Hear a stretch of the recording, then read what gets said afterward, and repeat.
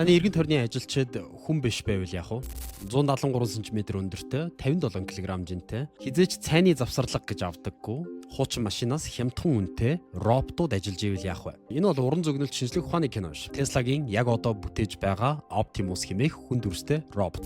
Elon Musk энэ роботыг Tesla-гийн хийсэн хамгийн үн цэнэтэй бүтээгдэхүүн болж магадгүй гэж хэлсэн. За бүгдээрээ энэ талаар ярилцгаая. 2026 оны 6 дугаар сарын байдлаар Калифорни Fremont үйлдвэрт Tesla компани өөрийнхөө хүн дүрст роботоо угсарч байна. Elon Musk үүнийг Tesla-гийн Model S, Model 3, бүр Tesla-гийн бүх машины бизнесээс илүү үн цэнэтэй байж магадгүй гэж өөрөө хэлж байгаа. Гайхамшигтай зүйл нь зорилттой үнэ нь $20,000. Танд үүсгэж өгөх бүтээмж болон үр ашиг нь машинаас хамаагүй илүү. Тэгэд Tesla компани маань энэхүү Optimus роботоос жилд 1 сая ширхгийг үйлдвэрлэхээр зорж байна. Бид кино салбар хөгжснөөс хойш робот гэдэг сэдвийг хүүхэлдэйн кинон дээрч, анимашн, уран зөгнөлт кинон дээрч тасралтгүй олон 10 жилийн турш харсаар ирсэн. Мэдээж хүн дүрстэй роботын талаар ярьж байгаа. Одоогийн байдлаар үйлдвэрүүдэд ашиглагдаж буй шалан дээрээ болттой ганцхан ажлыг хийж чаддаг иймэрхүү роботууд бол мэдээж бидний дунд одоолтол байдаг. Тэгвэл бидний хүлээж байгаа энэ Optimus хэмээх робот дээр яг ямар өөр зүйлүүд гарч ирэх юм бэ гэж бид ерөнхийдөө 3 зүйлийг хүлээж байна. Нэгтгэх нь юу вэ гэхээр өөрөө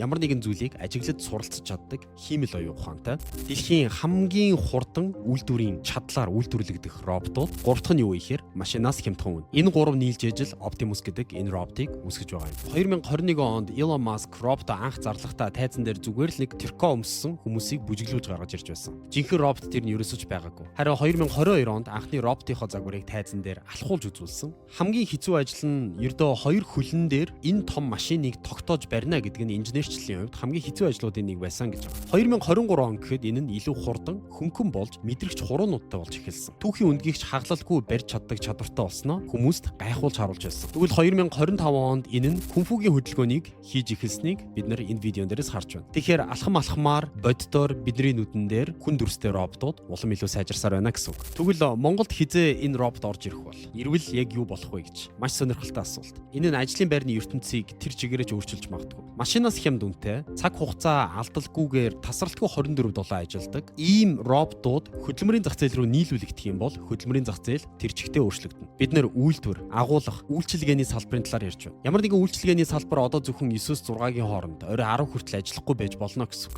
Тэр байгууллага 24/7-ч тасралтгүй ажиллаж болно. Гэхдээ мэдээж энэ нь Монголд шууд нөлөөлөхгүй. Монголд бол урт хугацаанд нөлөөлөх байх. Гэхдээ хамгийн гол нь энэ чиг хандлага нэгэнт л үүсч эхэлсэн бол бидний хэр хурдан дасан зохицох вэ гэдгээс л бүх зүйл хамаарна гэсэн үг. Гэхдээ бас нэг анхааруулах зүйл бий. Мэдээж бид нар болгоомжтой байх хэрэгтэй. Elon Musk энэ дээр цаг хугацааны амлалтаа угаасаа үргэлж хэтрүүлж хэлдэг. Магадгүй 2026 онд бид нар гаргана гэх юм бол Elon Musk-ийн амлалт хойшилдог учраас бид нар бас тэрийг тооцоолж үзсэн дээр баг. Тэгэхээр бодод үзэхээр хэрэглээнд гарах гэж хэр удах уу? Дээрэс нь Монголд нутагших гэж хэр удах уу? Дээрэс нь хэрэглэгчийн зах зээл, хөдөлмөрийн зах зээл үүнийг хүлээж авах гэж хэр удах уу? За тэгээд тэр нь энгийн хэрэглээнд ортлоо хэр удах вэ гэхээр бас хангалттай хугацаа байгаа гэж бодож байна. Эцэст нь дүгнэлт хэлэхэд Tesla Optimus гэдэг энэ робот бол одоогийн байгаа дэлхий дээр танилцуулж байгаа роботуудаас хамгийн өндөр хүлээлт үүсгэсэн машинаас хямд үнэтэй хүн шиг робот. Elon Musk үүнийг компанийнхаа хамгийн том төсөл байна гэж харж байгаа. Бид энэ робот хөдөлмөрийн зах зээл дээр гарч ирсний дараах нийгмийг анзаарах юм бол хүн ба роботын хосолсон амьдралын хэм маягийг бид нар төсөөлөх хэрэг гарна. Магадгүй хүүхдүүдийг тань роботууд харж, гэр орныг тань роботууд цэвэрлэж, магадгүй үнэхээр харилцаа сайн байх юм бол эрчүүд нь роботтойгоо үерхэж, эмэгтэйчүүд нь хүртэл роботтой суудчих магадгүй. Хэрвээ роботоор хүмүүжүүлэгдсэн хүүхэд нэг л өдөр роботосоо салахыг хүсэхгүй байх юм бол роботын эрхийг хамгаалах төв гэж үүсч магадгүй. Роботтойгоо гэрлэж эхлэх байх. Тэгэхээр хүн төрөлхтний хизээч өмнө нь ийм түүхийг хамтдаа бичлэлцэж бүтээж үзээгүй учраас бидний юу хүлээж байгааг мэдэхгүй. Тэгэхдээ бид нар маш сонирхолтой түүхийн ихэнд байна гэсэн үг. Тэгэхээр хэрвээ танд 70 сая төгрөг байсан бол та магадгүй 2 жилийн хугацаанд нэг роботыг ашиглана гэж бодъё л доо. Тэгвэл өдөрт 100,000 төгрөг хүрэхгүй мөнгөөр 24/7 ажиллаж чадах нууцлалын өндөр зэрэглэлтэй. Таны гэр бүл дотор болж байгаа ямар ч зүйлсийг гадагшин задлагдаггүй, тасралтгүй ажиллаж чаддаг ийм роботыг та авах байсан уу? Гэр орны чинь цэвэрлэнэ, хүүхдийг ч харна, хоол унд хийн, нохогч салхилуулна. Тэгээд таны даалгасан ажлыг 1 секунд ч алдахгүйгээр яг л даалгасан цагтаа заавал хийчихдэг байна гэсэн үг. Өглөө 6 цагт намайг сэрэн, өглөө 6:10 гэхэд кофе бэлэн байх ёстой. 6:30 гэхэд өглөөний цай бэлэн байх ёстой гэх мэтчлэн. Тэгэхээр танаас асуух нэг л асуулт байна. Хэрвээ танд 70 сая төгрөг байвал та ийм роботыг авах уу?